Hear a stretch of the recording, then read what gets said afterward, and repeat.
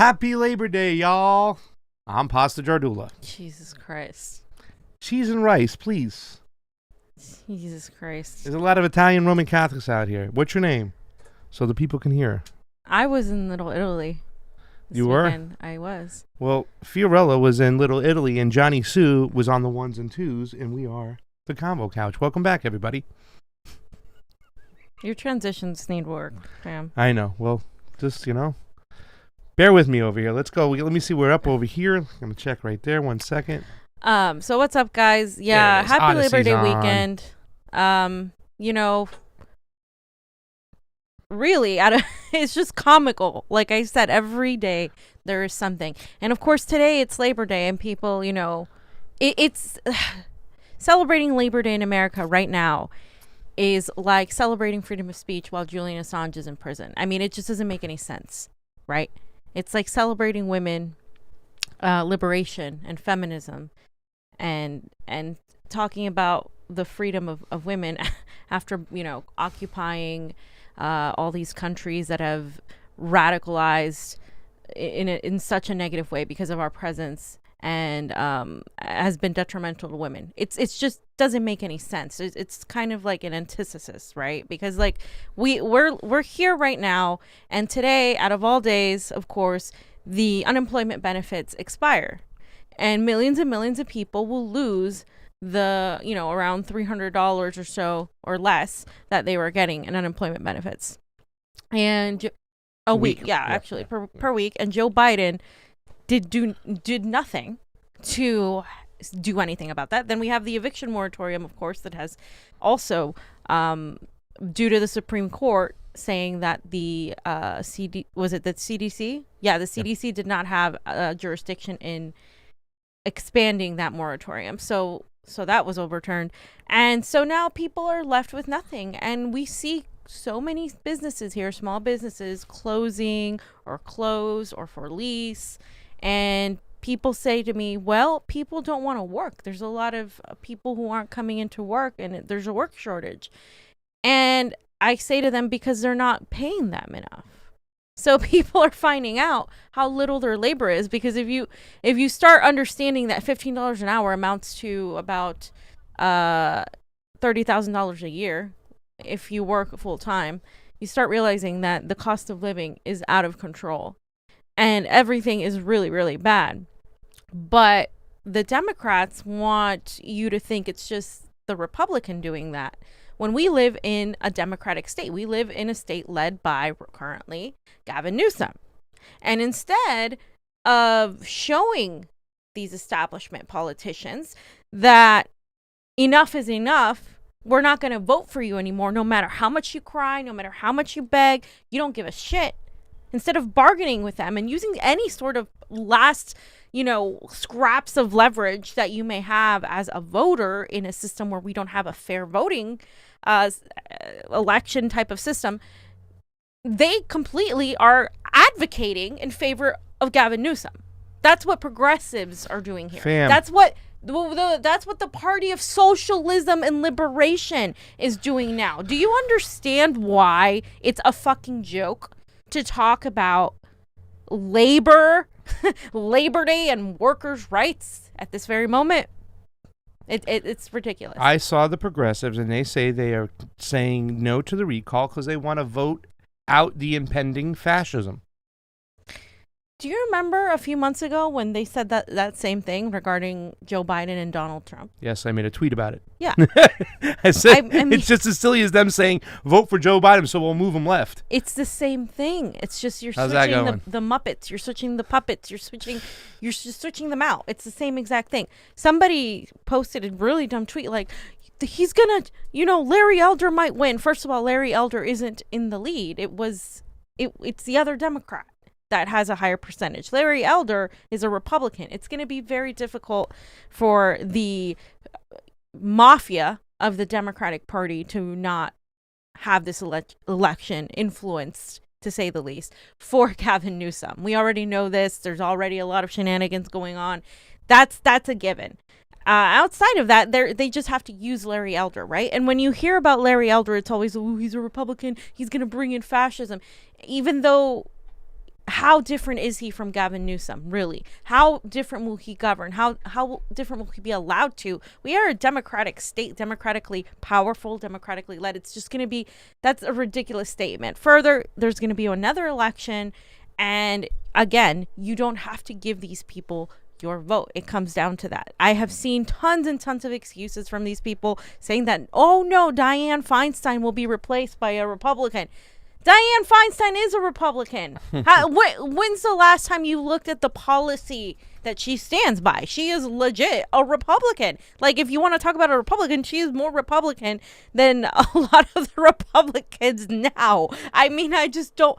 It's kind of obnoxious to say this, but it really, like, Democrats are becoming more authoritarian and more anti-war than some of the more populist type of right. And that's not to say I'm going to go embrace them. I'm just letting you know that's not a good position to be in for the left, because you're going to, all of the social justice issues these people care about are out the window. And I forgot to put this in the folder, but as simultaneously I am seeing My Body, My Choice be called out because of the Texas abortion bill, which is ridiculous. 6 weeks, no more than 6 weeks. That's ridiculous. Some women don't know that they're pregnant at that time. It's insane.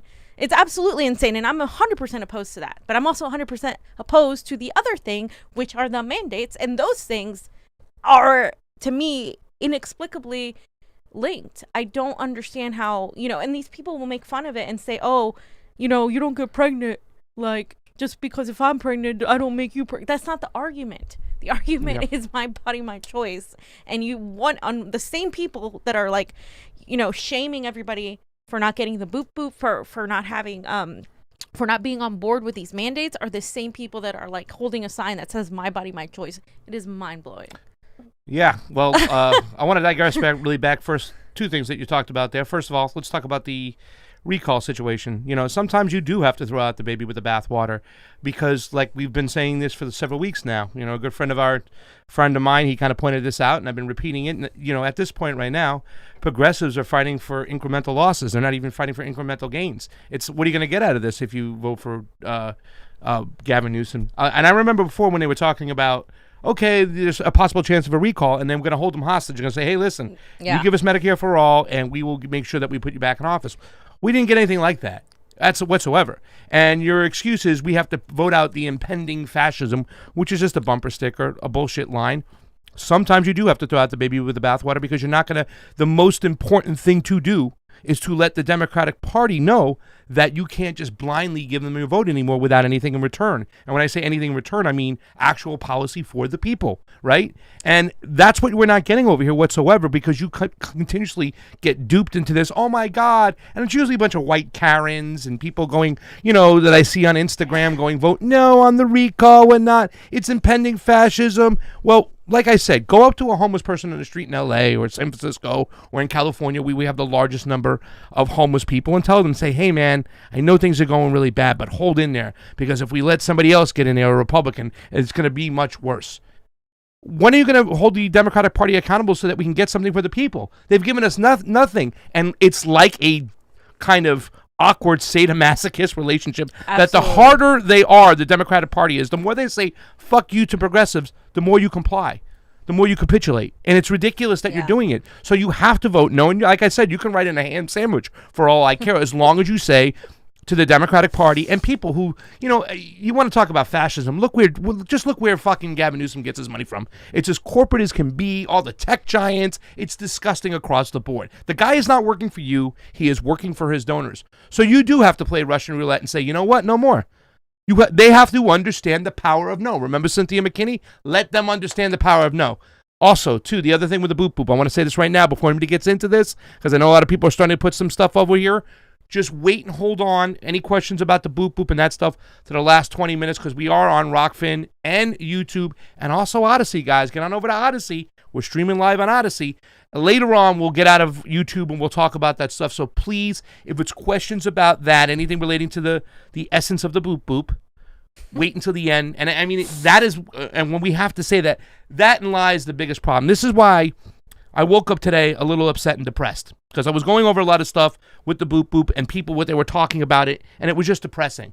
And the fact that we can't say stuff the censorship just makes it just even more mind-blowing right now that we're in a country right now where everybody goes, well, they hate us because of our freedoms. Well, our freedoms are taken away right now, and we're at a point right now where we can't even talk to each other. Theodore said, he put up something, he said in Ethiopia at one point, the president cut off the internet because he didn't want people coordinating and talking. He goes, just wait, it's going to happen. They're going to cut it off on us. Well, they're doing everything right now and just short of cutting it off. So who knows what it's going to be like in the upcoming days, weeks, and months. If the censorship gets any higher, just watch out, ladies and gentlemen. Now we are in a full-blown fascist state, and it's a Democrat holding the White House that's allowing that. And happen. it's a lot of the left, too, that consider themselves socialists and communists that are embracing these mandates and these things. Like, I can count on one hand with people on the left really speaking out against this in independent media. Less. And it's really scary seeing how people are like okay with giving more power to the very imperialist system that you fight every day. It's baffling. And I know there's an element of, I don't want to be smeared as this, as an anti this, as an anti, like, I understand, but there's a point where you have to draw a line and say, okay, what is more important? Is it telling the truth, or is it just going along with the popular crowd to get along and to try to stay above water? Because it's so easy, and I understand it'd be so easy to just be like, okay, let's not question anything, let's say the same regurgitated stance.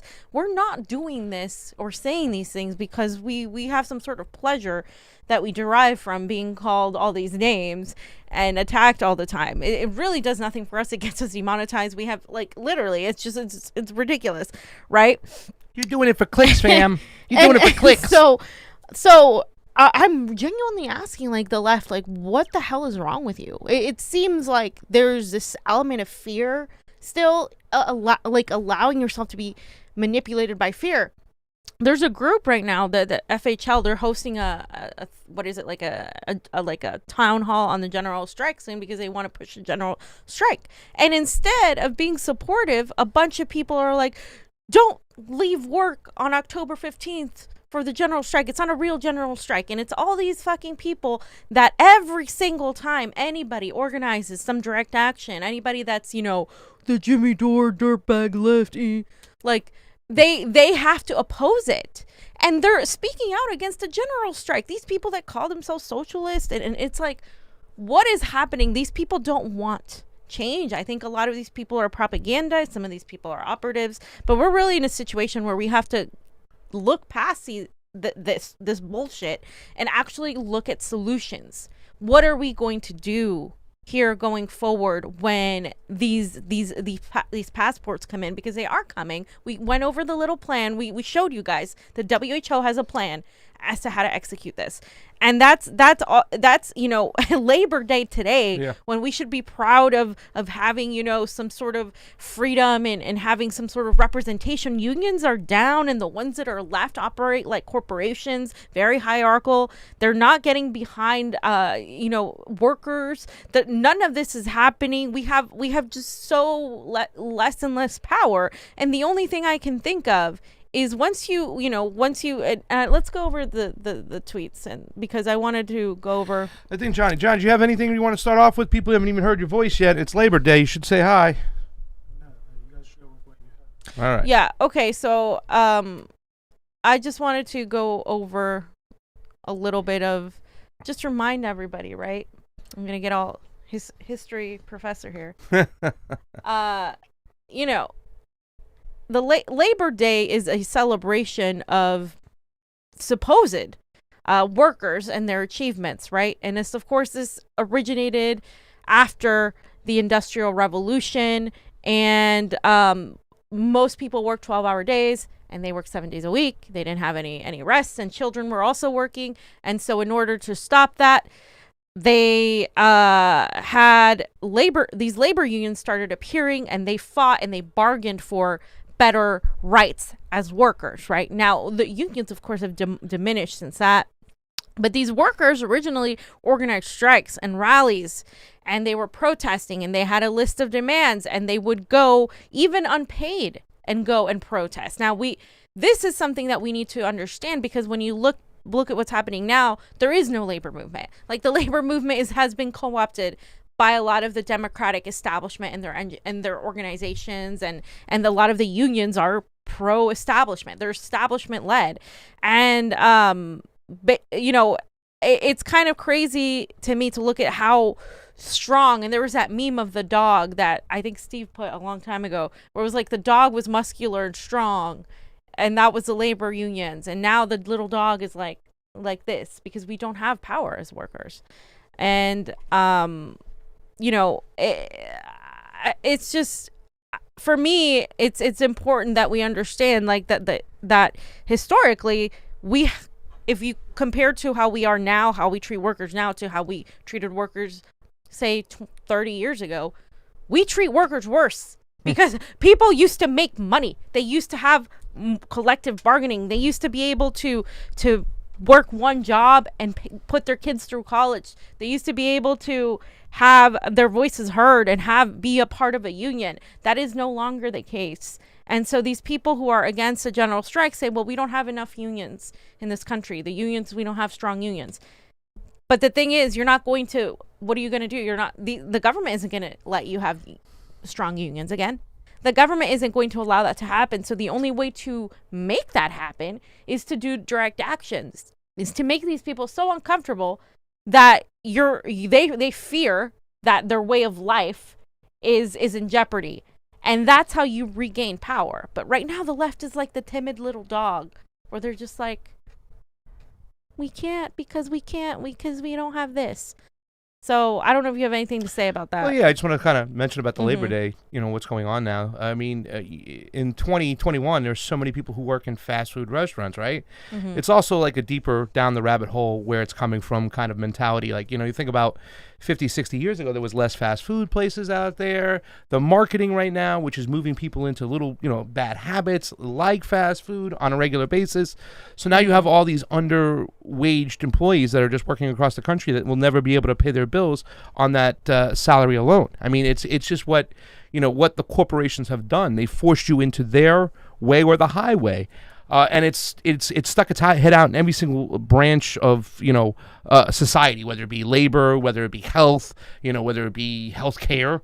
It's just a shame where we're at today. But yes, the overall fight too as well for labor has even been co-opted and crushed from the inside. I mean, a lot of people still think that the Democratic Party is the party of labor and anti-war, and they're anything but. They have become the neoliberal party. And it's just a shame what we have right now because nobody can really see what's going on, and they're just, we've been consumed too in so many different ways. Not with only just paying. I'm talking about putting money on the table and putting food on the table. Making money, putting food on the table.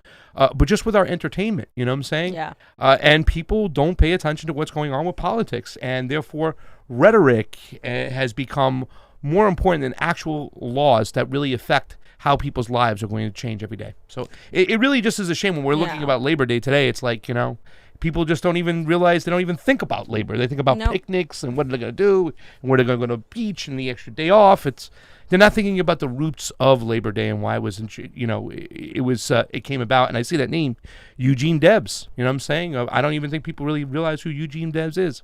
Yeah, I mean, Eugene Debs is, he was a socialist, but he was also the railroad union leader, the American Railroad Union leader, and he's the one that led the Pullman strike. If you remember back in history class, they talked about boycotting the Pullman railways, and that was a huge part of the labor movement. And I wanted to read Steve's quote because Steve really has a way of putting things.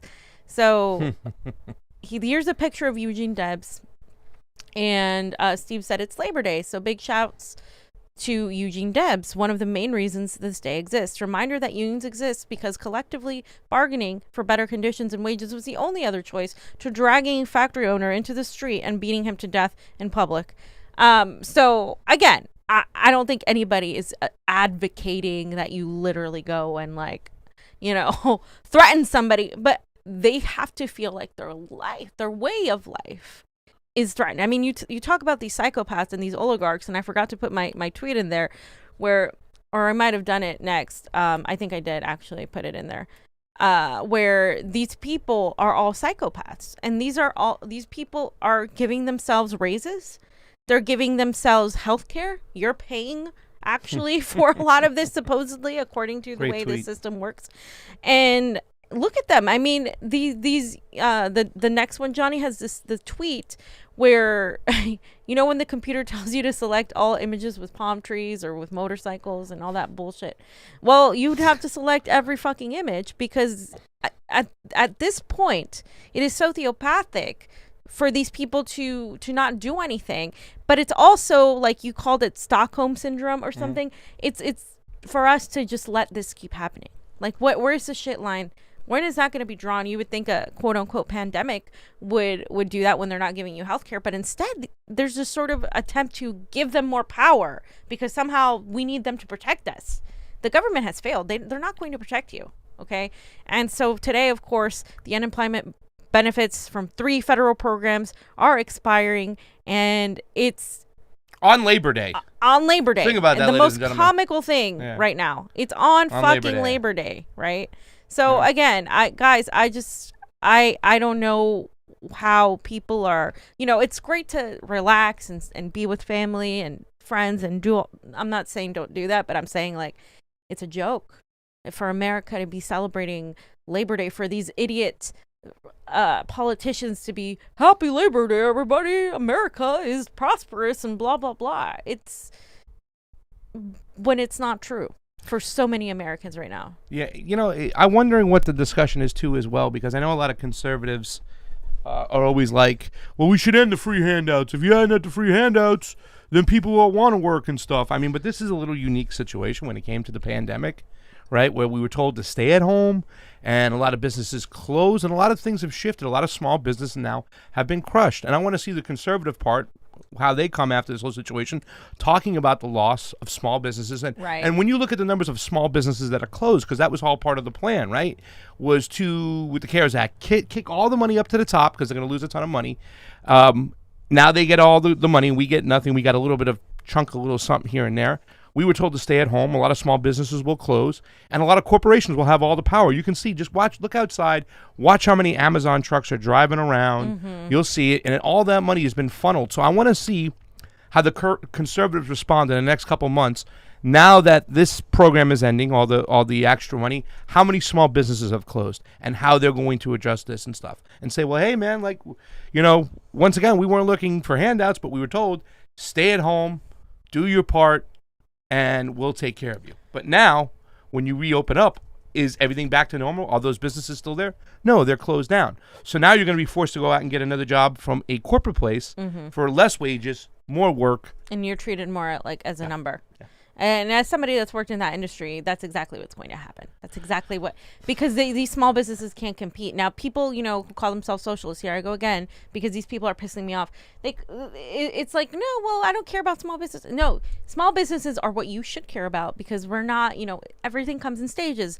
And the problem aren't small businesses. The problem are corporations that have amassed so much power that these small businesses cannot compete with them. And obviously, under the system, that's exactly the problem.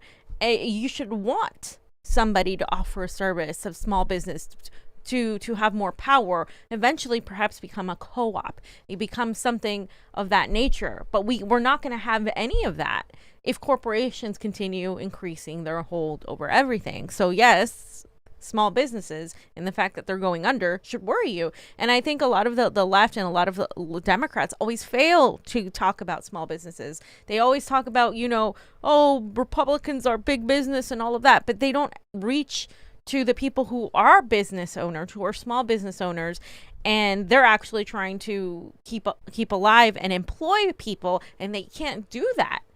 They can't even compete. They can't pay people what they should because of the way the system is set up, to where these corporations are pretty much amassing all the wealth. They have endless supplies of money to have to pay rents, to buy materials. It's impossible. It's impossible to compete. And I just wanted to clarify exactly what is coming to an end. As of today, it's going to include the Pandemic Unemployment Assistance, or the PUA, the Emergency Unemployment Compensation, the PEUC, and the additional $300 per week through the Federal Pandemic Unemployment Compensation Program. So that is what is happening. And this has been the first time since the payments will stop since March of 2020. And now, obviously, we have the Delta variant, the Mu variant, the Zeta, Theta. I mean, there's so many variants that are going to come. We're having these mandates. We're looking at these passports. All these things that are happening are not going to make the situation better. It's going to get worse. So that's that section I wanted to start with today. But also on that note, fam, I want to say that MPP had actually planned a protest here on Capitol Hill, and it turns out that Jackson Hinkle and Paula Jean Swearengin got arrested by Capitol Police in that protest. I don't know if you guys knew this. This happened today, Labor Day. They're holding a protest until they're making demands. And so we're kind of seeing this happen. Our house! So you can see here Jackson Hinkle was arrested. Our house! Our house! And this Our is house! Our house! Right. where? DC. Okay.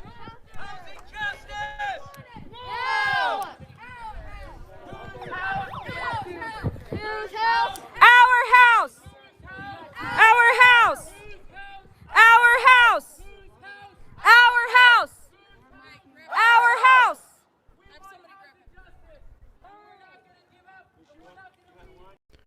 So you can see the difference when the squad holds something Right. at the Capitol compared to when the people do it.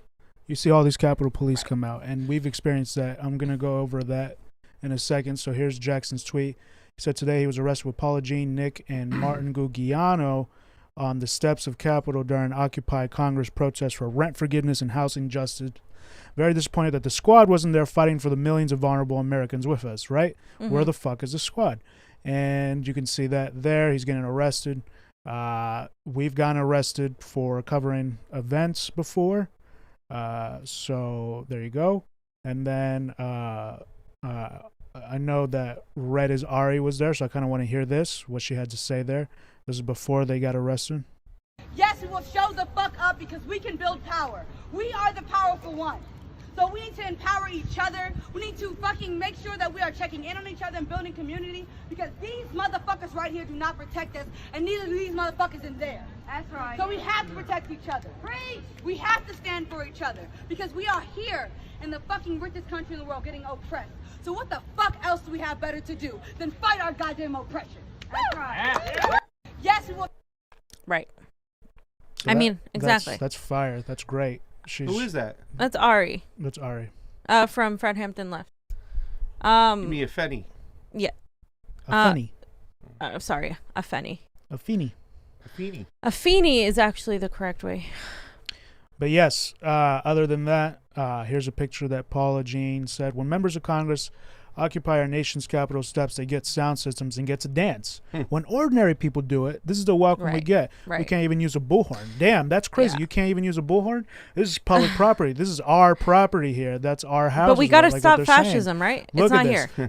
And so why? This is a fuck ton of police. Let me tell you that. And they're Yeah. low. They There's more have police than there. They got there are borders. batons. Jesus Christ. They got guns. They're they're locked and loaded. I'm surprised they don't have assault rifles like when we did January 3rd on Force to Vote. And then she also put another picture up. When ordinary citizens occupy the U.S. Capitol steps and use a bullhorn, Capitol Police arrest us for using one.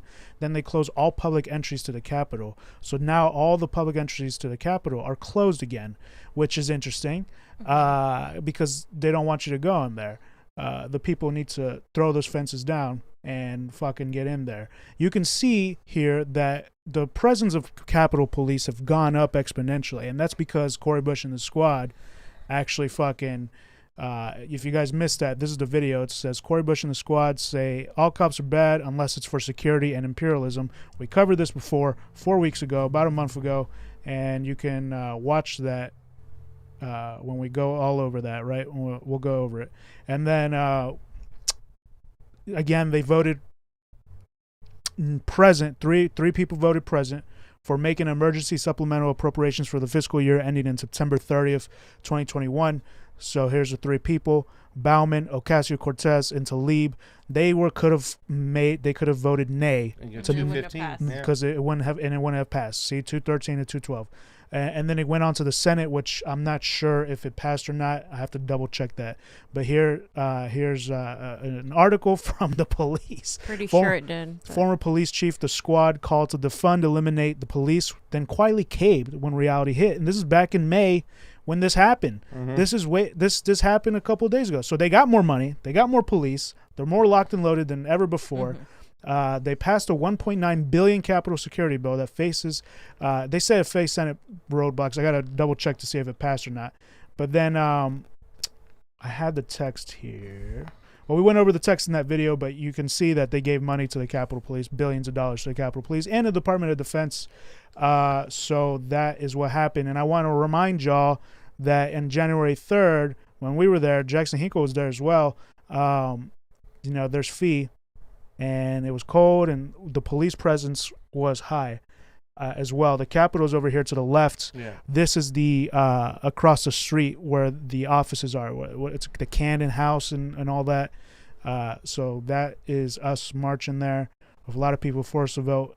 Julian Assange, free Julian Assange protest. And you can see it here.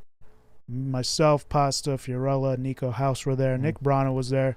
That police car was not there to escort us. No, that it wasn't like they were us. there to make sure that we were safe. They were there because they were like, "What are you guys doing?" Yeah, Because the permits were for the park. right. So We're for the park, which is like in a fucking, it's in the back corner or like Yeah, over here. where nobody can see Nobody it. can see you. Or here. These people can't hear you. The people that work there, which is what's important. What's the point? What's the whole point? So then you got the protesters there. So then the next day, we were there marching. Okay, so then we got to the steps. I can't remember if, so they have a police there. I remember the next day was more, I think more they were more police. aggressive, yeah. There were more police. Yeah, it was the next day. So then the permit only allows you to be at the park, and then you can go on the roads if that's what you tell them, right? So you have to get permits in D.C. to protest. Yeah. Unless you're with the squad. Unless you're with the squad. yeah. Guys, I said Franco's DMs are open for apology letters because from what we said from the start, this was all a PR stunt. I mean, have they You got even been Niko's talking pants, about? and you got the police this chief stuff? here. They haven't been they talking. haven't said You got shit. security. You got U.S. Capitol Police. She's locked and loaded. 1, 2, 3, 4. And then, so this was the first day we were there. I'm just trying to show the comparison here of how the reaction was during our protests, and now you're seeing the same reaction with the MPP protest, except even bigger force. And okay, yeah. So yeah, there were some police here, and just the reaction of when January 6th happened, right? Which you didn't see as many police out there until they started barricading. Until they started entering the building, but they knew ahead of time, days before, that this was happening. They were going to just be like with thousands this. of people. In fact, they knew about this happening. Jackson helped get permits with Andrew from Action for Assange, and then they knew about this, and they still.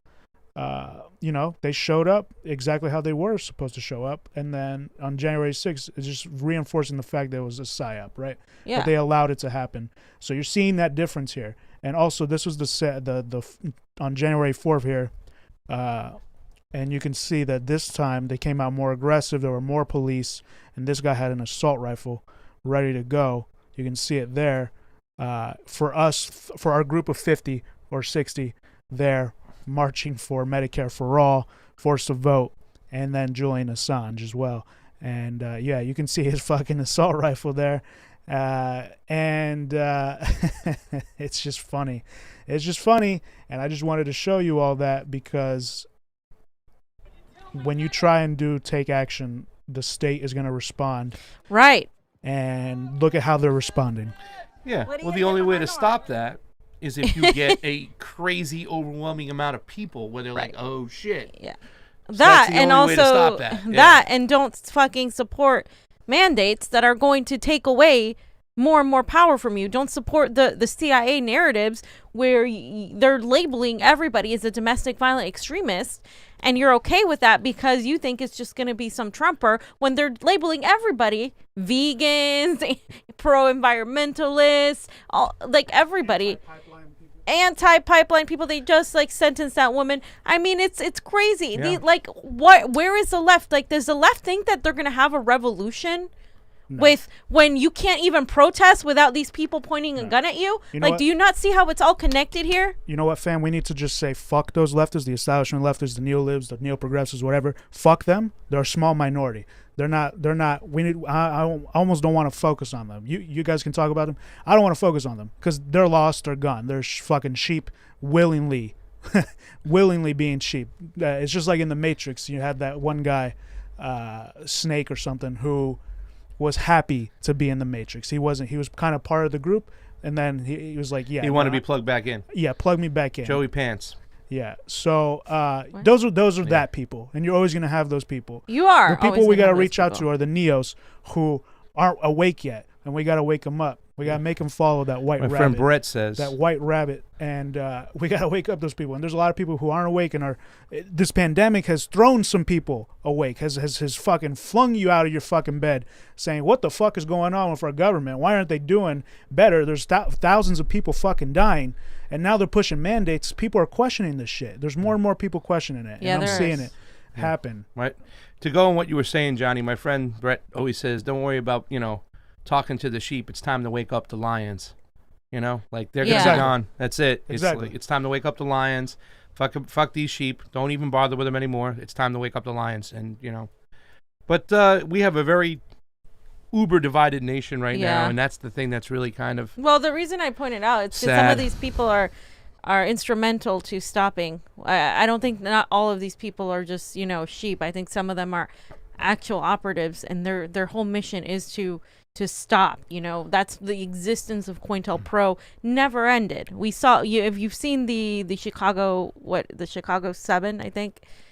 Was the movie, you see that it's always something that happens. So we have to be mindful that these people exist and that they're there to thwart any actual revolution or any movement where you're going to see people on the ground because their livelihood depends on it, right? Or they've been bought off by the system, and we're seeing more and more people kind of give in to that part of the system because of the desire to fit in.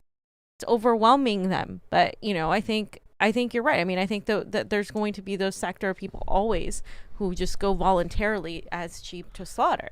I just wanted to also point out that no matter how you feel about MPP, I'm not a huge fan of MPP. I haven't seen anything that really shows me they're going to be any different than any other party. They're not fighting for election integrity, et cetera, right? So that's a big issue So- that we gotta Right. talk to them about. We tried talking. We to tried. Them about. we did. We like the whole election yeah. integrity thing, Yeah. I mean, not for nothing. Like, and I would just say this on the record. Like, I approached Nick Braun. I said, "What are you guys going to do? You have all these different type of groups, and you have leaders of these groups. What is your leader group for election integrity?" And he's like, "Oh, that's a good thing, but we haven't seen action on that." And also, too, as well, the lack of breaking down HR1 and how that's going to affect third parties was really, really important, and it should have been jumped all on. And once again, I'm not going to try to downplay what Jackson Hinkle and Nick Braun are doing and what Jimmy's for and all that stuff.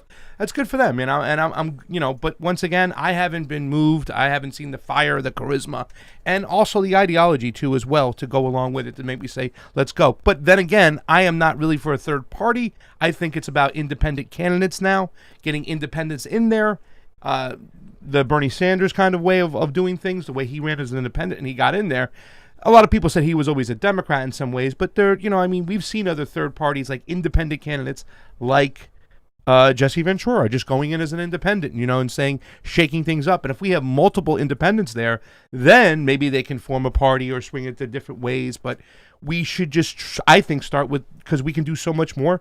If you want to build a party, right, you're going to have to take your resources and spread them around. All right, we got this guy over there, we got that guy over there, we got this guy. But if we got a good, solid candidate and we can get all our resources behind that one candidate, I know it sucks, but if we can get them in there, if we had an Nah, election system that worked, I just that might if we be a have an different way. election system that Yeah. works, but that we Yeah. don't have That's that. the problem. Yeah, that's And where I'm then at. also- it's all moot.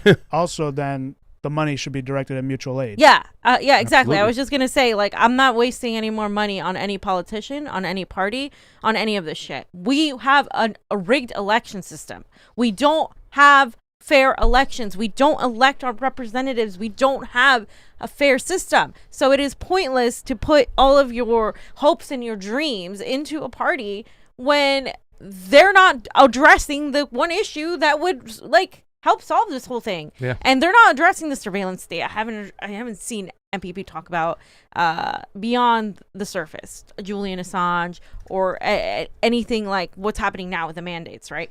If I'm going to support somebody or the ideology of a party, and you're not speaking, and with everything that's happening right now, and you're not saying anything about that, that means to me you're not serious, because that is fascism, what we're dealing with right now. It's authoritarianism. And for me, if you're not covering that, if you're not covering the election fraud, if you're not covering how you're going to actually beat the system, then you're not serious. So I might as well put my money into mutual aid and my attention into direct action to actually get us a semblance of some sort of something where the people have the power, because the system is too far gone. You can't fix it. It's not going to get fixed in the way that people think it should. And all of our attention should be going right now into, direct action, mutual aid. Obviously, that's not going to happen. People are going to do what they want to do.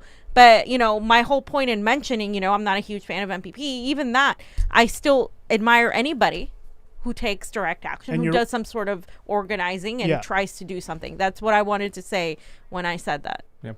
Right. What are you guys' reasons for not really being big fans of MPP? We just kind of mentioned him. I just mentioned him right there. Yeah, why, I me literally personally, Well, so- you said HR1, and then you said Assange, right? No, No. they're not. For me, they're not talking about the elections. They're not talking about the boop boop. The mandates, the authoritarianism. Also, I didn't mention this one, but when we were organizing with them, it was very much about placating to the Democratic Party, trying to bring them on board. I'm past that. They're not going to come on board with you. Why would they? They're not working for you. Why in the hell would they come on board with you? Why are you placating to these people as if you want them on board? You don't want them on board. Fuck them. Why are they trying to pretty much replace the Democratic Party rather than actually oppose it? And so for me, when I see that, it just becomes another Justice Dem group, another, look at even what PSL is doing. I'm just so done with all these parties that don't pay attention to the surveillance state. They don't understand power or something because they think they can just, vote harder next time. That's not where you can't vote yourself out of fascism. Yeah. And it's not, I can agree with a lot of things the MPP says on oh, we're for this, we're for that, we want a Green New Deal, we want this, sure, but do you know how awful the Green New Deal is? Do you know that the Medicare for All bill is really a very huge compromise? It actually leaves a lot of things out that it shouldn't. They're not actually really getting down to the nitty gritty of it, and we're not at a place right now in this system where we should focus on party building when we have no control, and every single day that goes by, our rights are diminished by the second. So that's in essence why for me. Okay. Well, yeah, I just wanted to say that, they did talk about a little bit HR1, and they did mention Assange. I just wanted to clarify that because I did find something on Twitter. I'm not saying they never mentioned it. I'm saying they HR1, don't really. They did talk about HR1. I'm just telling you. I'm just letting you know. But I agree that I don't believe in a party that's not going to really mention about election integrity. Also, I'm kind of done with parties and more talking about mutual aid and direct action. That's beyond party structures. And if there is a party, it has to be decentralized. And the idea for that, it's been out there. I talked about this on my interview with KRTD Media about how we need a decentralized movement. But they did talk about HR1. They did mention that the guy who lied against Assange, right, that guy, and then they did mention Assange. So there's good things that they do. There's great people in the party. I don't want to completely say that it's completely terrible, right?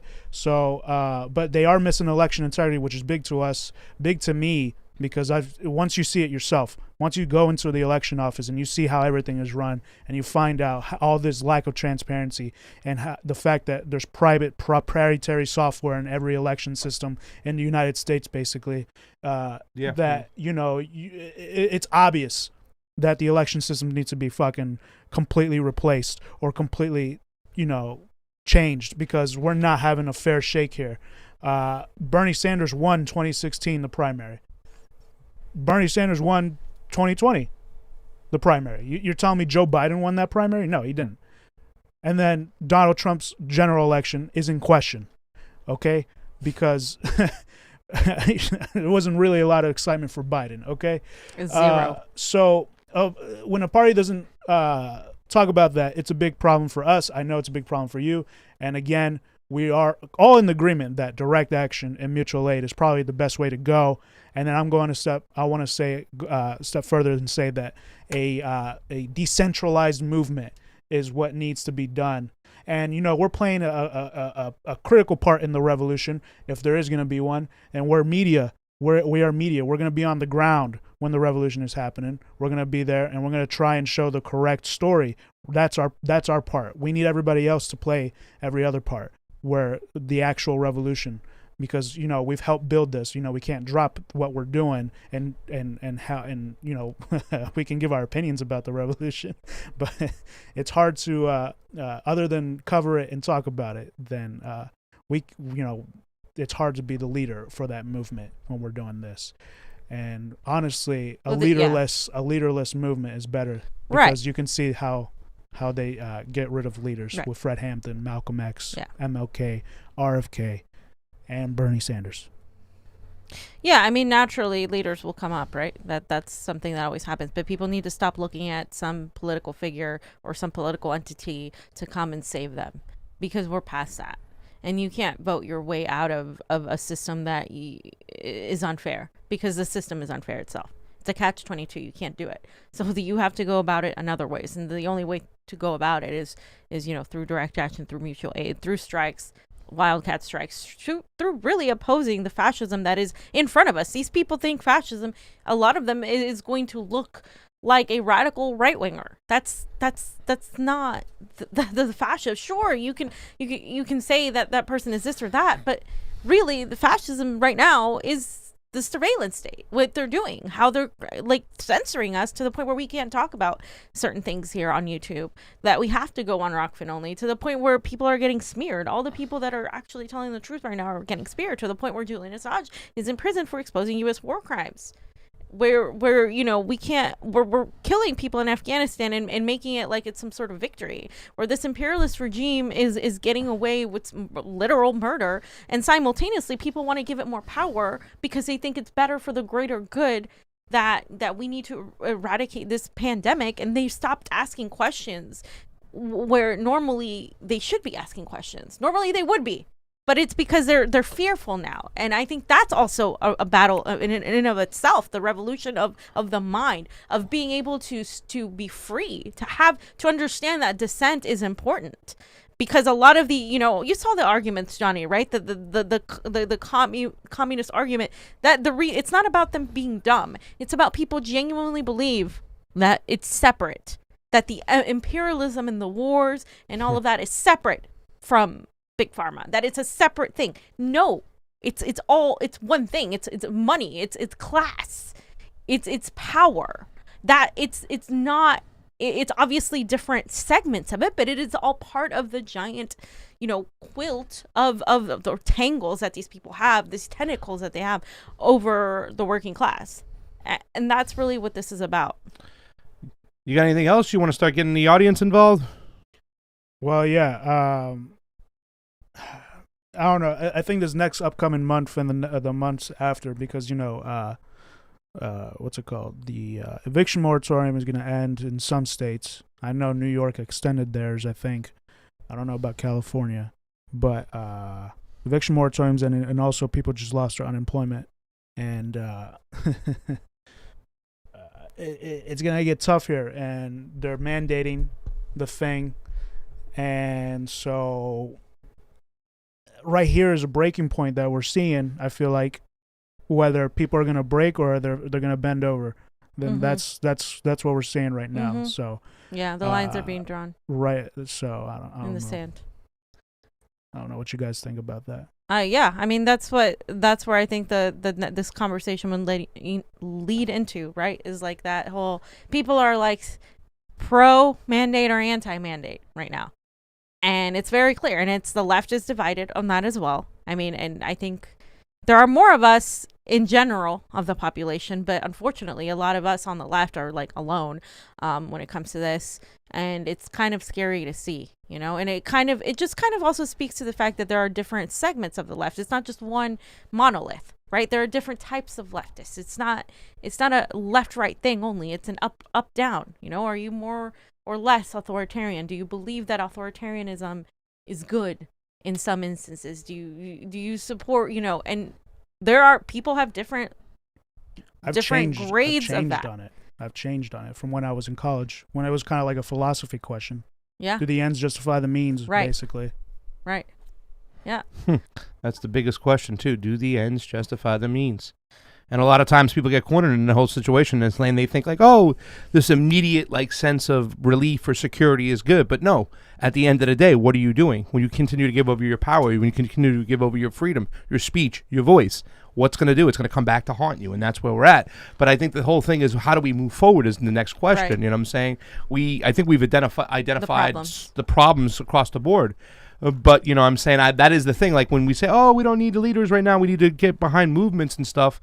But Americans or humans do kind of matriculate to leaders, right? They do respond to leaders and stuff. And it's like a human thing, yeah. It is a human thing. So it's kind of like I don't have the answers for that. I did like the fact when Reverend Annie Chambers said, I like it when we have multiple leaders, but the problem is what Fee said too as well. Many of these people come in, they're the co-opt the movement. Like we thought that AOC and the squad were going to be the leaders. Yeah, no, they're the co-opters. They're the sheep herders to move you into the wrong way. All of us did. Bernie Sanders. All of us supported them when they were running. Big time. You guys helped before they were in office. helped AOC fundraise, You guys have been through it already. Yeah. That's why maybe some people don't understand in the chat. It's like you already seen it happen.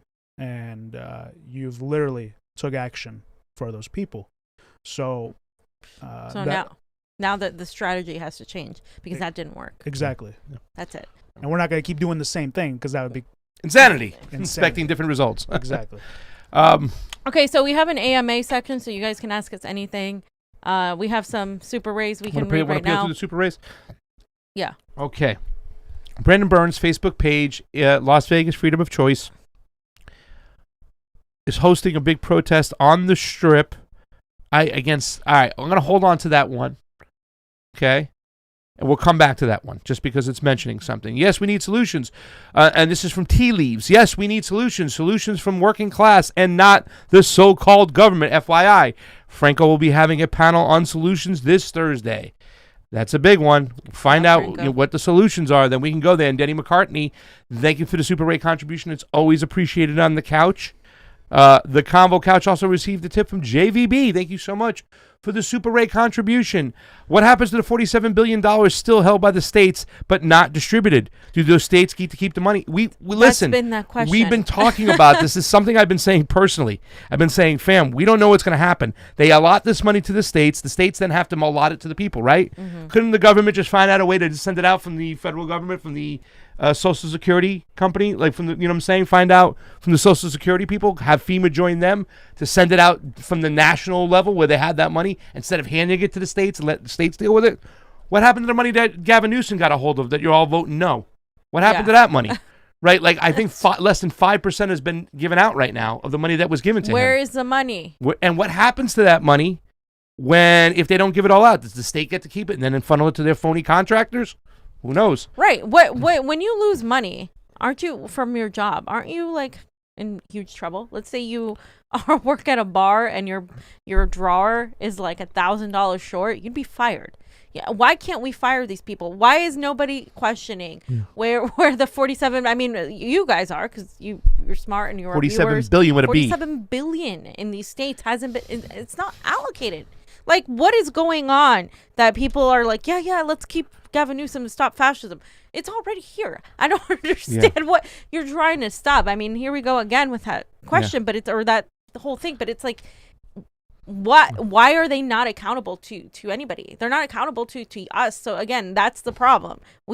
How do you hold these people accountable when you have no power? Well, your vote is the least thing you can do, at the very very least. Robert Elleran, he asked that question, and that's a great question too. And you better believe the squad and AOC and Cori Bush, they're going to Monday morning quarterback and go, well, yeah, what's going on in the States? Why aren't they doing that? Yeah, well, you should have stopped that. Right. And maybe come presented a solution, or even kind of mention that when they're going to, if we're going to allot this money to the States, we want to make sure the States get it to the people. Bottom line, the workers who are told to stay at home need to get this money. We want to make sure they get this money. The people who can't pay rent because they were told to stay at home, we have to make sure they get this money. But they're going to Monday morning quarterback on it. You better believe it and say, well, see, now it's the state's problem. Right. And then the Republicans are going to go, look at all the Democratic states who didn't allot the money. They're going to play the volleyball back and forth. Yep. Here we go. Republicans blaming Democrats. And guess what? It was a unanimous vote in the Senate to get this through.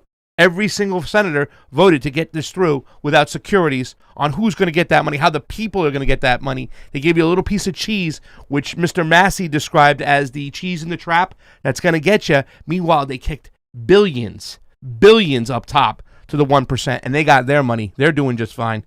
There are how many more billionaires now with this whole situation going on? Please. Bethlehem Tessafe, hit us up on the email, Bethlehem. I got something to ask you about, so I want to make sure that we get back and forth with each other. Hunter Kranza, thank you too much as well for the Super Ray contribution. Today. Faja Bueno. Thank you for the Super Ray. Very good, it says. It's a nice one. Did I say the name right? Fahjah? Faja? Yeah. Bueno. I know the bueno is right, Johnny, because I'm doing my Duolingo. Thank you. Gosh. He makes fun. Anna Mares, thank you for the Super 8 contribution. Thank you to Tsunami for the awesome, amazing shirts. Wake all you can, but just get outside and start something. We gotta be starting something. Yeah. Even quotes a little Michael Jackson. I mean, yeah. Got to be starting with something. Wanna be there. Benny Massimo, what's up, Benny? Good to see you again. NAFTA killed the labor movement. That is something very important to point out. That moved all the jobs, manufacturing overseas, and that's the problem right now. We don't make anything anymore. We don't make shit. We're dependent on the world to give us the products for cheap labors. A lot of it from China. A ton of it from China. And now a lot of the other places, like the big mega corporations that you see all these athletes have these contracts work, they moved to Vietnam, Cambodia, Laos, because the labor over there was more too expensive now in China. That's ridiculous. Yeah. It said decent paying jobs in the manufacturing industry were shipped out of this country, leaving millions of workers in utter desperation. Amen, Benny Massimo. That is something we have to talk about. That's like I'm saying, I wish we would have this. And I know some people go, oh, well, that's a kind of nationalist mentality. Let's stop with the bases overseas. That's anti-imperialism. Johnny's got the shirt. He pimps it nice. It's not fucking nationalism. It's anti-imperialism. We close down these bases, we bring them home. We start manufacturing stuff at home. We create good paying jobs. And therefore, we can fucking get the lower class people to get out of the lower class and into the middle class that once existed because we used to make shit here. Now all we make is bombs. There, you can be on the left and be more nationalist and be more whatever. Absolutely. Yeah. I'm not, I tend to be more internationalist, not globalist. That's a little bit different because for me, it's about workers of the world uniting. But you can be on the left and still be like, pro, like I'm proud of America and I'm proud of being the people, the community, not the fucking war criminal psychopaths that are fucking there's a difference. Running all that shit. Yeah, right. There's a difference, right? There's a difference between that. I mean, I'm not, I'm not a fan of a flag and all that stuff, but that's my personal choice to not be like that, right? Some people have pride and they, they're like, okay, this means something different to me. It means, I'm pro labor, I'm pro this. I want to make America better. I want it to be a better community for everybody. That's acceptable. But nationalism is like, I think they're misconstruing it with nationalism being something that is, I don't know, some like right-wing ideology or something, where because that happens, right? People are above everything else. They're jingoistically patriotic. They're pro-war. Right, and they don't care about other countries. That's a whole other thing. That's not the same thing. So I just wanted to clarify that because there are different aspects of being, you know, of the political spectrum. I think people for too long in America have had this very basic black and white, you know, liberal, conservative, Republican, Democrat, you know, socialist. There's so many different types of communism. Even there's all these types of things, and I think that's why people get so confused, because it's so easy to make something monolithic. And, you know, we do it to the right, too. We pretend that they're all one entity when there's different aspects of that as well. Yeah. Thank you for the Super Ray contribution to this man's episode on the Convo Couch, the Shadow Band Refugee, a.k.a. Paulie Odele. DC don't work for us, fam. Politicians vote on legislation written by lobbyists. Yep. It's all a scam to steal from the common man. Break DC, and we will be releasing tomorrow, the interview we did with the first 500 pages of the infrastructure bill, how the hidden language is just all about giving the pipelines and those oil companies more ways to build more pipelines in America by selling you goods, like, you know, the what are the words? The good words when I mean, oh, it's natural gas, and everybody thinks natural gas is great because it's cleaner than oil. But yeah, how do you extract natural gas? You got to frack the fuck out of this country, and there's a lot of hidden language in there. And the Shadow Band Refugee, who's worked in the oil industry before, Paulie, love you, buddy. He breaks it down. He explains what sweet crude is, sour crude is, how America extracts it, where we export it to, the language in the bills, how they're changing these highways from state run to federal run, so therefore they can put along the right-of-ways pipelines. And we're going to break it down. We have a good video coming out tomorrow. Shadow Band Refugee is there with his pipe explaining this, and I want to send a shout out to him, Ali, and Sebs for doing amazing work on this 2,700-page bill. We did the first 500 pages, and we didn't even get everything in an hour. So Look for that tomorrow on Rokfin. We'll be releasing it on YouTube as well, and it's going to be a great little video. So Vosh Limbaugh has a question. What is it, Vosh Limbaugh? And I know who this is. Asshole. What is the question? Orale pasta. Thanks, fam. Thank you, buddy. Let's see who's on the... We have people on YouTube. The YouTubes. Do you guys have questions on the YouTubes? Yes, get some questions up there right now. Look for that tomorrow on Rock. Jesus. It's pasta. okay. That's not me. I know, but you're loud. That's why. Fam, I have a strong, piercing voice. By the way, see what this is here, fam? Did you see this? You didn't even say anything. Is that your Bitcoin thing? That is my Bitcoin pill, because you know what happens tomorrow? No. Tomorrow is the 7th. El Salvador, legal tender of Bitcoin. I put up a video how they have all these ATMs right now, too, as well, which allows you to do transactions to get the cash to go pay stuff, and it's all powered through Bitcoin. And that goes live tomorrow. On Twitter you put it? Yeah, I put it on Twitter. I put one of the videos up. It should be not too far down. You'll see it. It's pretty cool. I shared Franco's stuff today. Franco had a great show today. I love Franco, man. Franco's He's like one amazing. of my... There it is. Right there. Check it out. Franco's a king. Franco is amazing because you know what? You know how we said that Max Kaiser's show should be no fucks given, and they went and put no fucks given, and I even mentioned that's what Johnny called it. He says, Max Kaiser's like me, no fucks given. And I said that, and they put that on the show. Franco, his tagline should be holding them all accountable, because that's what Franco does. He doesn't care who you are. He's going to hold you fucking accountable like he did. We're going over Rania Kalick and Danny Haifong's stuff. Yeah, he's going to be very nice about it, but he's going to, said what needs to be said. I love strategy. it. Johnny, check it out. Here it is, El Salvador. Welcome to El Zante, Bitcoin Beach. I'm about to demonstrate how you can use a Bitcoin ATM like this to withdraw cash from Magic Internet Money. We're going to go ahead and withdraw cash. We're going to go ahead and pick a small amount. There's one step of verification that you have to do here. You have to put in your phone number.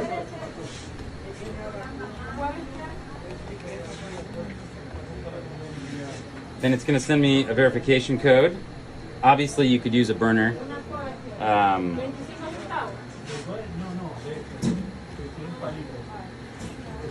Just put your fire out. We're going to go ahead and take Bitcoin.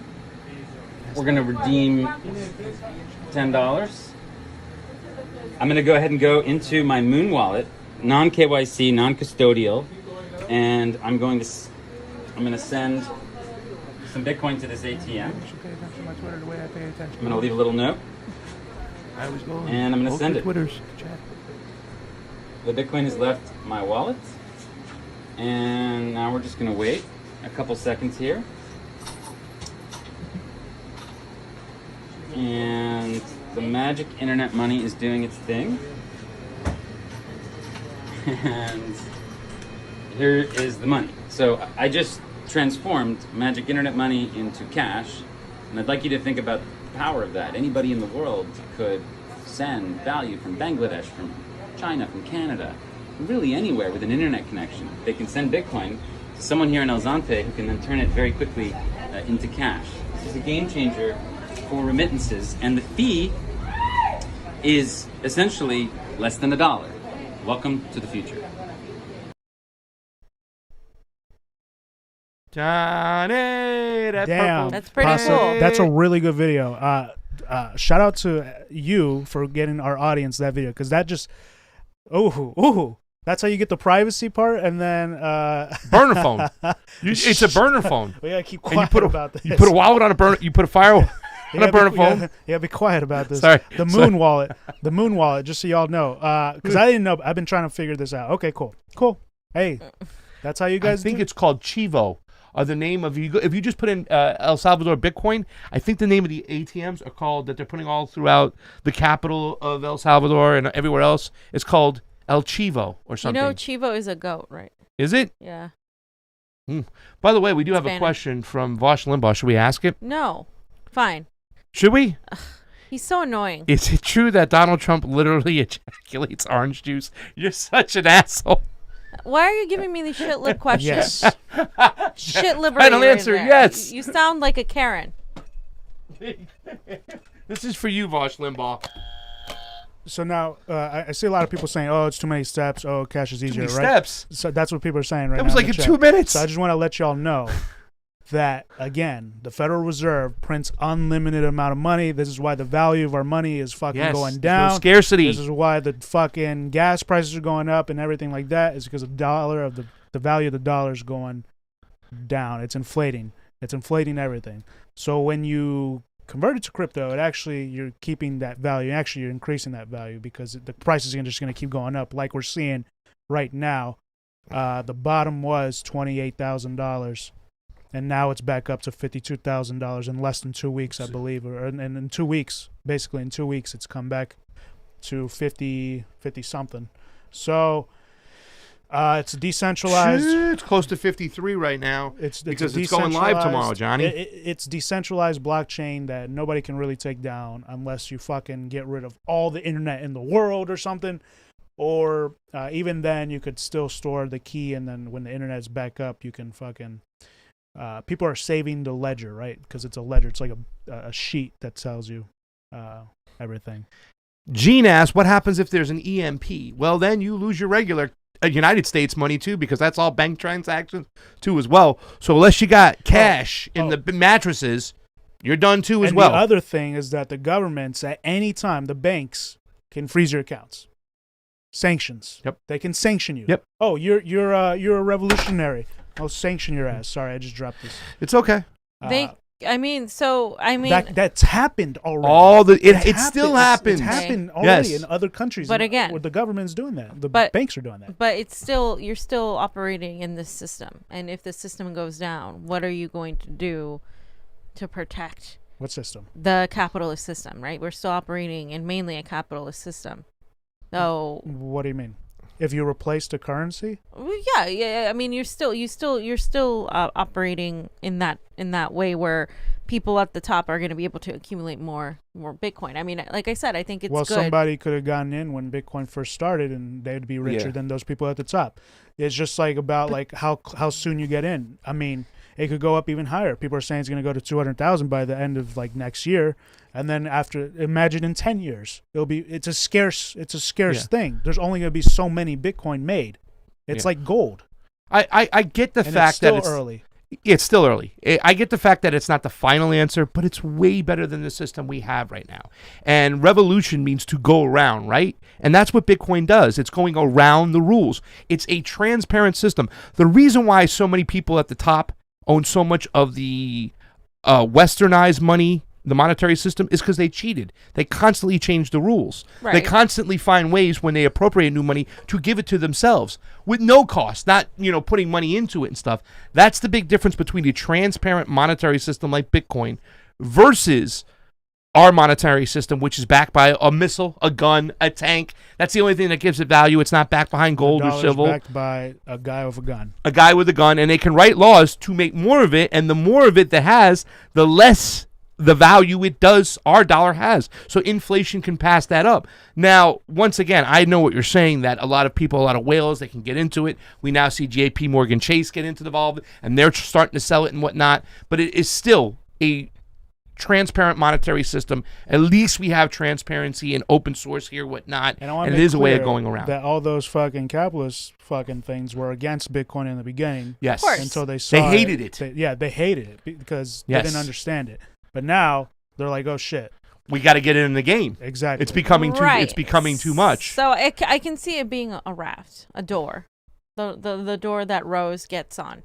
I don't see it being the lifeboat, for the long run, or the new boat. I see it being a life raft because, again, it's not going to solve the wealth inequality. It's just not. So. But it is allowing us now to get It's money. allowing some people like us, but Yeah. I mean, it's not going to be Yeah. the end all be all of things. I think it's No, a great a life yeah. raft for now, for like people who are, I've always said that. It might collapse the fucking economic system of the world right Yeah. now. Yeah. Is that a bad thing? Is that a good thing? At this point, like, there's that whole argument, like, are you an accelerationist? What are you trying to do? Are you trying to, go about this the right way, trying to educate people so they can be radicalized, or, to understand what's going on? Or Yeah. do we still, I don't think we have too much time to go about the old way, right? Where the Russian Revolution was brought about by having a few people understand what was going on and then spreading that message to people through literally speaking with them. I think we should do that, of course. I just don't think that's the only way we're going to do that. I think we're going to do that. Julian Assange used to Through get a lot of his money means from like Bitcoin, this. though. At one he's point, more of he a- used to. yeah. Well, that was the only way because he was sanctioned in every single bank. They were trying to cut him off. That's what I'm So saying. the only way that WikiLeaks was getting money was through Bitcoin. You know what I'm saying? I mean, look at us right now in a situation, right? We've been demonetized by YouTube. People are like, well, why'd you get into cryptocurrency? I'm like, I had no choice. Pretty much. What choice did we fucking have? You know what I'm saying? PayPal stopped doing Last American Vagabond. Yeah. You know what I'm saying? That's a reality that could hit us next week. Mm-hmm. And Yeah. then we'll be even more fucked than we Yeah. are right now. Yeah. So it's providing an avenue. And so, I don't know. Well, this is a question Gene says. Who is it serving in El Salvador? The millions of poor people, the drug dealers, the tourists, the businesses avoiding reporting transactions? Well, now the businesses there don't have to avoid transactions because Bitcoin's the monetary system, and it is supposed to help It's one millions of of the two poor monetary people. systems. It's one of right. two One of- currencies there. Yes, one of two. Obviously, they're not letting go of the dollar yet and stuff. But here's the thing: if you wanted to get money from the IMF or the central banks, you got to borrow it, if they even lend it to you. As a and they only, government. as a government, As and they only lend it to you with conditions that they're going to get some austerity measures in Put a there. base in your Corporations are country. going to be in there and stuff. If you can mine your own Bitcoin like the government's going to do in El Salvador With using volcano energy, right? Geothermal energy, you're now creating your own wealth for your people where you don't have to pay it back. It doesn't come back out of the nut of what the people of El Salvador make. So the more they transition to this, the more it should lift people out of poverty is what they're hoping for. Also, too, as well, at the end of the day, when we go and we do our imperialism, right? We do our imperialism and we conquer a country and we beat them down. The new government that goes in that we put in there, who comes in right behind them? The IMF. They're now going with our dollars, our rules. We impose it upon them. This removes that element right there, and that's what Max Kaiser talks about. It is anti-imperialist to go with Bitcoin because now you don't have all these entities that are going to go in there for resource extraction, austerity measures, and impose that on the will of the people. Now they can create their own wealth, their own money, and whatnot. The volatility is the question. Also, they're saying they don't know if the liquidity pool, Johnny, in Salvador is going to be okay once it goes live with so many people using it. So there's nervousness there that it might slow down the system of the transactions because the liquidity pool might not have enough in it. I don't know about that. Yeah, I was reading it on have to do more the research on Bitcoin stuff Yeah. as we were looking into liquidity pools. Okay. We have questions here. I don't know. I was trying to see. Guys, give us some question.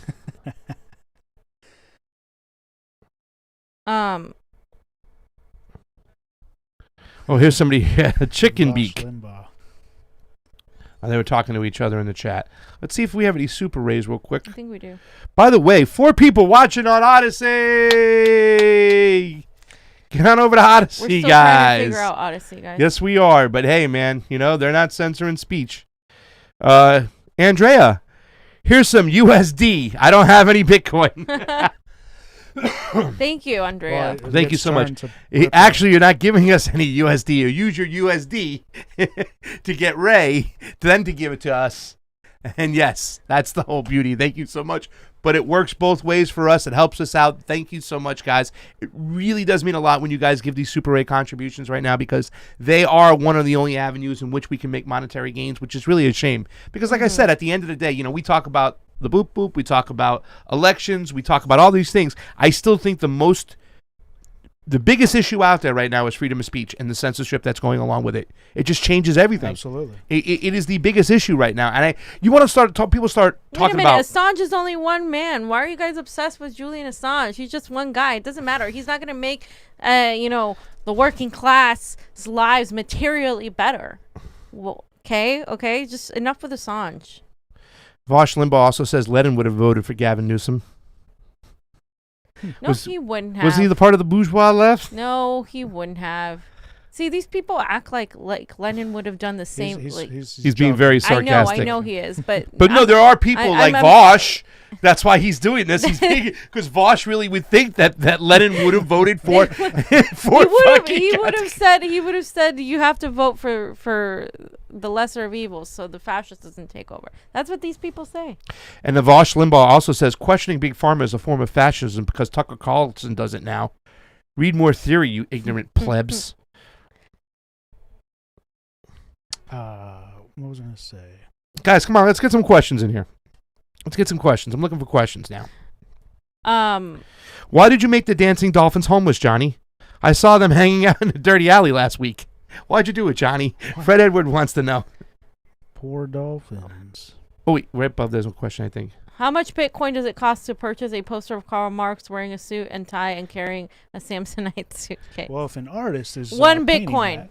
that's a lot. Give me 1 Bitcoin, Bausch, and we'll talk. Yeah. Larry Fine says, how the hell is Bitcoin's mined? What is it made from? So it's not the actual coin. They have created a kind of element that is a coin, which is 1 Bitcoin, which is the digital number on it, and that's why they kind of paired those together. But Bitcoin is mined differently. It's not an actual mining process. The Bitcoin miners and the people who choose to be Bitcoin miners actually keep the integrity of the blockchain in order. They verify transactions. They verify all the transactions. That's why, and it's a bunch of math problems their computer has to produce. Exactly. Yeah. So that's how it's mined. You got to figure out the math problem. It's a pretty complex math problem. Yes. And then that's how if you're the one that solves it fast enough, Your computer. then you get the Bitcoin. Yes.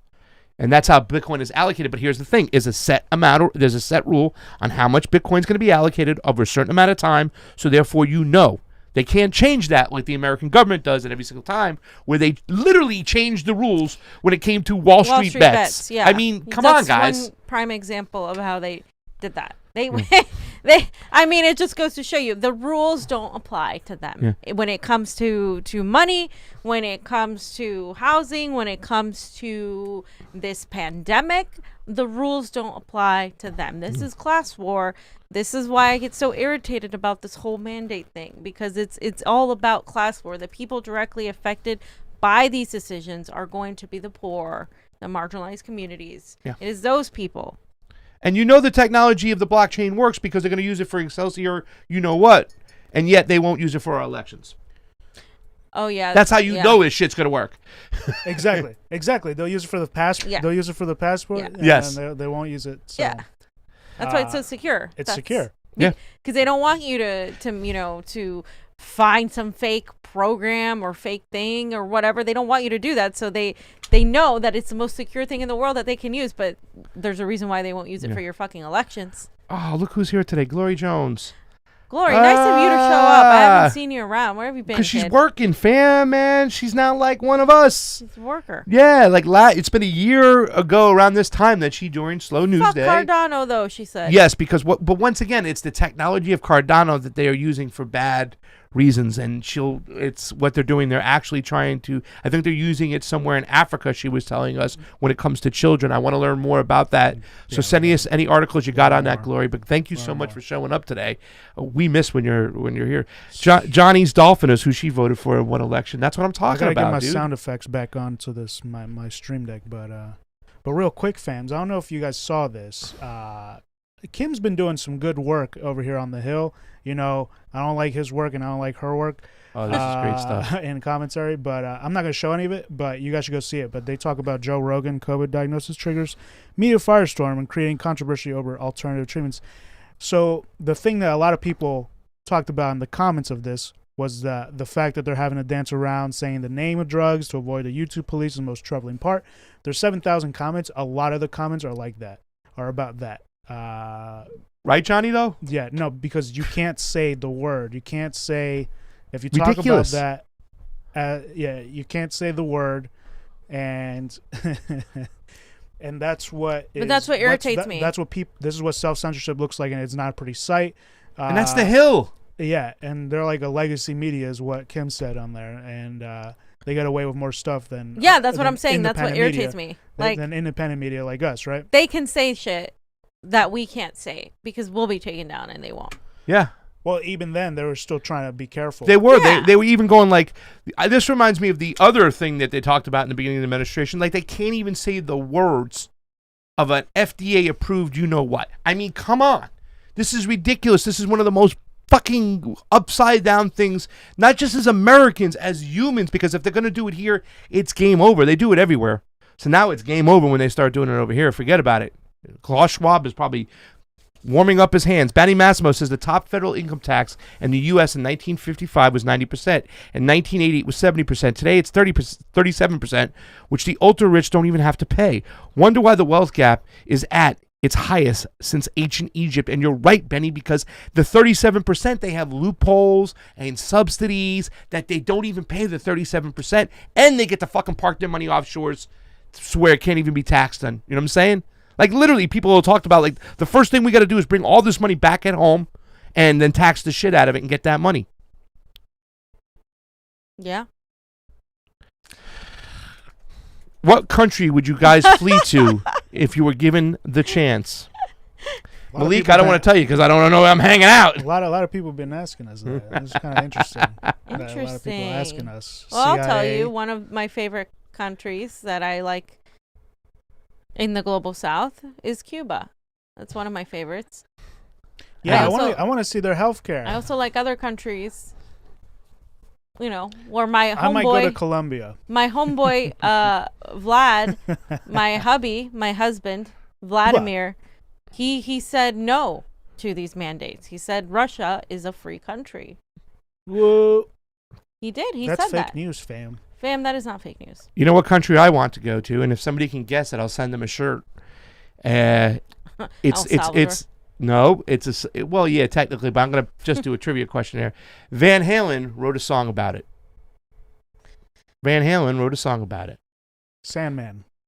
Van Halen wrote a song about a certain country. I don't know. That's Metallica, right? Yeah. And Andrea says, on a different note, did you see the article, experimental opioid vaccine being tested at Columbia? I did not see that, but that's another reason when you talk about Big Pharma and what they did and what they got away with, and you don't even know the numbers of people who died from opioid death during this whole pandemic. It's going to be ridiculously off the roof, out in the atmosphere. It's going to be ridiculous. Because, you told healthy people to stay at fucking home. Let's see. Yes, Cuba. Italy, Glory Jones. Nope, you're wrong. Of course I would want to go to Italy. OTR Trucker, Panama. You got your Vosh Limbaugh, sorry. OTR Trucker, where you at? Let me see who got it on YouTube's. A lot of people. Who got it first, though? DC. Wait, somebody got it? Philosophical? Why Panama? Okay, wait. So it was Beverly Couch. Dustin Jones. Who? It was Dustin Jones. Dustin Jones. Oh, it was a good song. I just want to see people. Oh my gosh. You don't Panama, bum, bum. You know, Panama was part of Colombia. Panama, but we took it over and we put our own little puppets in there because we wanted to control the Panama Canal. It was all about exporting and importing stuff that we wanted it. And then we put Manuel Noriega in charge. And when he disobeyed the CIA, we went in there and removed him. It was part of Colombia. Just to know that. Story of the imperialist regime. Panama is also where Ruben Blades is from, and he did that very famous Spanish song that you guys should hear. Can Glory sing it for us? I don't know if Glory knows this song. You So- know what song I'm talking about, Johnny? What are you talking Pedro about? Navaja, the song. No. You guys know that? Somebody knows that song. Maybe my shadow band refugee friend. Maybe he knows that. Dustin Jones, hit us up at the Convo Couch at gmail.com. Send me your, if you want male or female, and what size. And I'll send you out a shirt. But I'm not going to tell you which one. I got to go to my bag and see what's going on. OTR Trucker, you do the same, the Convo Couch at gmail.com. You want male or female, and tell me the size, and I'll send you something out. I'm not telling you what shirt it is. I have to go through my stash. But I do have some shirts in the stash that I got to get rid of, so I haven't done it in a while, so we might as well get rid of it. That's when I used to run the shirt program before Johnny fired me, and then, went with big corporations, and, Wow. Wow. just kidding. Trey Wright. He said, I had no idea there was a stream going on, and I feel like I missed a lot. Don't worry. We're still here. You're Yes. still here. You can always rewatch. Yes. And Johnny, I was joking. I love the fucking shirt program, guys. Go to it. Johnny showed it to you. Get the shirts. There's so many awesome shirts. The anti-imperialist shirt, the defund the Pentagon shirts, the abolish the CIA shirts. They are badass, and they get to them 1, 2, 3. So please go check it out. Vosh Limbaugh says the only reason Pasta wants to go to Panama is so he can swim from the Atlantic Ocean to the Pacific Ocean and piss in both oceans in the same day. You're absolutely right. 1,000%. You know me, man. What do you got, Johnny? Okay, so I saw this the other day. Got milk, aka baby cow growth hormone fluid. So we're vegans when we've been vegan for over a year now. I think Fam cheated it just the other day though. I don't know. Wow. I don't know. Rude. The life of a dairy cow explained. So just so you guys know, this is a part of the reason why we are vegans here. I saw this and I'm like, yeah, this is definitely something we got to show. So at birth, calves are sexed for viability. Male calves are considered useless to the dairy industry. Because of this, every year in the UK, 60,000 male cows are killed shortly after birth. 60,000. Female cows are separated from their mother within the first few hours of birth. And this happens because cows can drink up to 10 liters of their mother's milk every day. And this eats into the profits. Capitalism. So calves are denied the very milk intended for them, right? Aww. Instead, calves are fed powdered milk. It's more economical for the farms because it's more profitable to sell the milk to humans, obviously, rather than feed it to the calf. Calves feed on milk powder, progress to dry feed faster, which is cheaper for the farm. Powdered milk reduces disease transmission from mother to calf, minimizing veterinarian costs. The calf is then redundant until they are ready to reproduce. And then it goes into this collection of the semen from a bull and industry standard methods of collecting that. Electric rod being inserted into the blah of a bull. Blah, forcing ejaculation. This is what they do. Directing the bull to mount an artificial blah, which captures the blah, manually massaging the blah via the bull's blah. Dairy cows are artificially inseminated at around 15 months of age. This is just the real hardcore facts here. All three of us are vegan. A farmer or vet will insert their arm shoulder deep into the blah of the calf. They will then locate and hold the blah through the wall. Next, they insert a long metal rod containing the bull's blah, into the cow's blah. Finally, using the hand in the blah, they will guide the rod into the cow's where the baby comes out. So the calf will give birth to her first child at 2 years of age. At 2 years of age, the calf gives birth to their first child, and because cows only produce milk when they birth a child. Mm-hmm. So her working life as a dairy will now begin. And then, so here's more facts. After birthing at least 4, the cow can no longer reproduce and milk production slows. Sent to the slaughter at age 6, the human equivalent of 38 years old. A cow's natural lifespan is approximately 20 years, so that's minus 14 years there. And then here's how you make oat milk. Blend 1 cup of rolled oats with 4 cups of water in a high-speed blender. Strain the liquid through a piece of cloth into a glass container. Which process is more extreme? So there's all the sources for that. I just wanted to show you guys that because this is just this is facts. This is like literally what's happening. Not to mention the fact that you talk about climate change. And the cow farts are a huge thing. Cow farts. It's not a joke. It's not a joke. It's literally cow methane. flatulence. It's methane, okay? Not cow farts. It's methane. By the way, and if you don't want to have the oat milk because there's too many carbs, you can have that pea Almond milk. protein It's not milk. even Pea oat milk. Pea Is protein milk too. fantastic. It has- I love oat milk, Oat milk's great. but there is syrup in there that has the carbs, so they actually put a little maple syrup barely in it. any Yeah. carbs. Um, Fam's just like I watching like- her carbs. yeah, I like the The Even pea though protein milk. plant-based. yeah. It's I've never liked milk. Like since I was a child, I never was ever addicted to it. I loved ever milk. liked Addicted it. to it. You did. I I never addicted to did. it. My parents were like so mad at me. You're not getting enough calcium. You don't like it. Would just taste nasty to me. I hated it, and I don't know. Maybe I was a cow in a past life. Maybe there was something Hemp there. seed milk? I don't know. Kemshwari Hemp Kate seed says milk is no good. straining needed. Yeah, but I just never liked milk, so giving that up super easy. Cheese, that was harder. Cheese is addictive. Oh It God, has I miss my provolone and blue these, cheese. The sharp cheese. Yeah. I mean, some are better than others, but still. Goat cheese and all those, but still. Kayla Steins has a question. Right. It's Dennis. All animals that fart release methane, including humans. Are we releasing methane into the thing because they're not going to be a bad contributor to the ozone? I'm going to have to change my ways. I don't know. Whatever milk that pasta got had a lot of stuff in it because some people put flavors in it. Do you guys want to go to Rokfin only? Let's go to Rokfin only and Because- Odyssey only. Okay, yeah. I have something I want to show Yes. that I tried to tweet today, and he Yeah. wouldn't let me tweet it. Okay. And I tried multiple times, and it was weird. And I think it's because it knows what this video is and what it exposes. It talks about Pelosi, Gavin Newsom, and the family ties, the mafia ties here in California.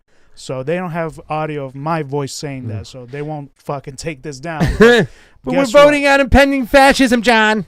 It's the Brown family, the Newsom family, Pelosi family, and the Getty family. Yep. And we're gonna watch this video, And then have your boop boop and COVID questions Yes. ready for Yes. Rokfin only. Yes, guys. Rokfin and Odyssey only. We're going to stay on Odyssey. We're going to check it out. Rokfin.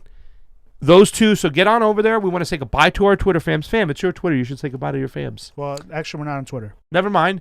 So don't say anything. Twitch, Twitch. Bye Twitch. Bye Twitchers. Facebook. Bye Facebook. Facebook. See ya. And last but not least, guys on the YouTube, this is your last chance. You have 5, 4, 3, 2, 1. Let me put the link for Oh, Odyssey. we're going to put the link for Odyssey. Hold on. Just Stay in right case there. you guys want to go there, but Rokfin, you can support us there. That'd Absolutely. be nice if you could do that. But we're going to give you the Odyssey link for those of you who's been saying they don't like Give me 1 Rokfin. second here. I'm just gonna make sure I have the right link. Baron Oh, Saturday okay. says, I only eat goat cheese. Okay. Yeah. I love goat cheese. You know what I Goat used to cheese love? was always my favorite. I used to anyway. love making fried goat cheese timbals. I would take a piece of goat cheese, put it in the refrigerator in the back so it would get nice and hard to the coldest part of the refrigerator. Then I would slice it, put it in flour, egg wash, breadcrumbs, and fry it real quick. So then you get this crunchy, creamy You're gonna make timbal. everyone hungry. And you crack into it, it gets all creamy on your salad. And I would make a Chardonnay vinaigrette with walnuts, nice greens, and that was my thing. That seems complicated. I loved it, though. I love goat cheese. I love goat cheese, blue cheese, provolone. I love the sharp provolone. We used to make that joke. The one that's sharper, the smell, the one that smells like feet. But it's such good provolone. I used Gross. to love that provolone. I know. That's what I say. Okay, I got the Odyssey link in there. All right, the link's in Everyone there, else who guys. Does that, then yeah. Okay, well, there's the link, guys. Odyssey, YouTube, 5, Bye 4, Monarch. 3, 2, 1. Thank you, Cyberdoc. Go on Rokfin. Cyberduck. Cyberdoc said. Shout out to everybody in there. Flyboy, Monarch, Cyberdog. Oh, Doc. Yeah, I thought you Cyberdoc. said Duck. No, Doc. Gene, Buttercup Like Taylor, Papa Doc. Ray Walker joined third party. Craig Brandon R. Saturday, Sweet Low, Craig R. Damn Vegan. Hell yeah. Glory Jones, of course. We got Maxwell, McIsaac, What Don't about Sigh. Mid Frolic? Dustin Jones. Email us. It's Lucky Burrito. Lucky Burrito. Where's what's his name? Where's the llama? Oh, So everyone get on Steve Cutler live. Hitch. Get your ass over to Rokfin. Troy C. Sounds like a seagull. It sounds like a seagull. Blanca Alvarado. I'm an animal lover, Alvarado. but I can't War stand Deer fucking Entertainment. seagulls. Shout out to you. We'll talk about Bye, some Grey stuff. Walker. John to Emily. How you doing? Beverly Couch. Beverly Couch. All right. Bye, YouTube. Peace.